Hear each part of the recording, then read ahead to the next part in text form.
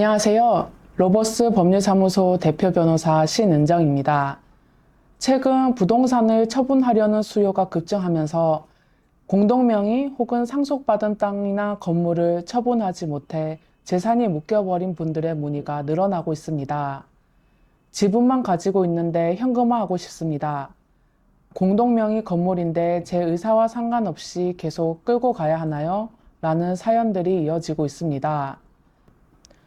오늘은 공동명의 부동산이 팔리지도 않고 지분자 한 명이 사기로 했지만 금액 조율이 되지 않는 상황을 해결하기 위한 공유물 분할 청구 소송에 대해서 말씀드리도록 하겠습니다.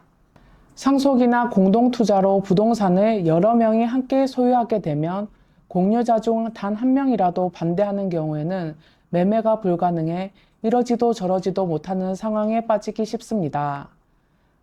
그래서 많은 분들이 지분이 나뉜 부동산도 한 명이 강제로 팔 수 있나요? 라고 묻습니다.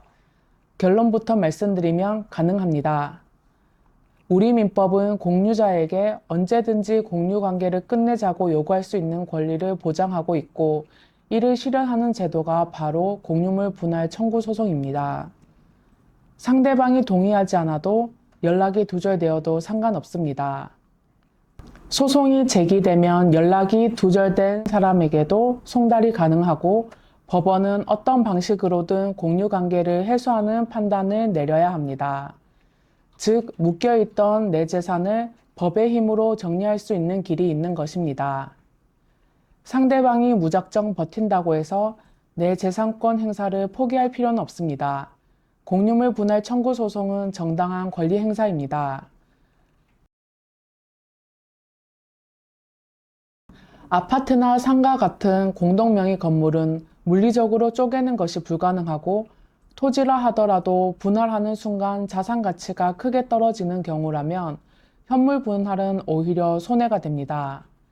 이때 법원이 선택하는 방식이 바로 경매에 의한 대금 분할, 즉 부동산 경매 분할입니다. 공유물 분할 청구 소송에서 실제로 가장 많이 활용되는 방식이기도 합니다. 이해를 돕기 위해 실제 사례를 말씀드리겠습니다. 삼형제가 상가 건물 하나를 공동으로 상속받았습니다. 장남은 사업자금이 급해 건물을 매각하자고 했지만 다른 형제들은 지금 팔면 손해다, 월세 받으면서 그냥 두자며 반대했습니다. 결국 장남은 공유물 분할 청구 소송을 제기했습니다. 재판 과정에서 해당 건물은 구조상 물리적 분할이 불가능하며 억지로 나눌 경우 자산 가치가 심각하게 훼손된다는 점을 강조했습니다. 결국 법원은 건물 전체를 경매에 붙여 대금으로 분할하라는 판결을 내렸고 상가는 통째로 경매에 넘어가 낙찰 대금이 지분 비율대로 배분되었습니다. 장남은 원하던 방향대로 지분을 현금화하는 데 성공했습니다. 상담 과정에서 가장 많이 듣는 질문이 공유 지분을 경매로 넘기면 무조건 손해 아닌가요? 라는 질문입니다. 하지만 공유물 분할 청구 소송에서의 경매는 단순히 손해를 감수하는 수단이 아니라 매우 강력한 협상 카드로 작동하는 경우가 많습니다. 상대 공유자가 해당 부동산에 직접 거주하고 있거나 장기간 사용에 애착이 강한 경우라면 법원 경매로 넘기겠다는 압박만으로도 태도가 급변하는 일이 흔합니다. 실제로 경매를 피하기 위해 시세보다 비싸게 지분을 매수하겠다고 나오거나 급하게 조정을 요청하는 경우도 많습니다. 즉, 실제로 경매까지 가지 않더라도 소송 과정에서 훨씬 유리한 조건의 합의를 끌어낼 수 있습니다.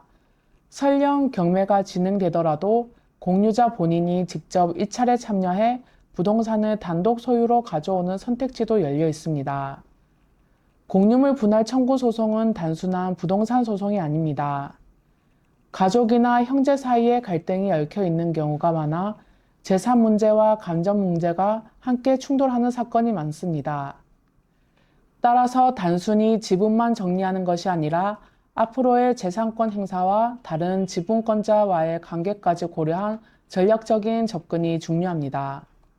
지금까지 로버스 법률사무소 대표 변호사 신은정이었습니다. 감사합니다.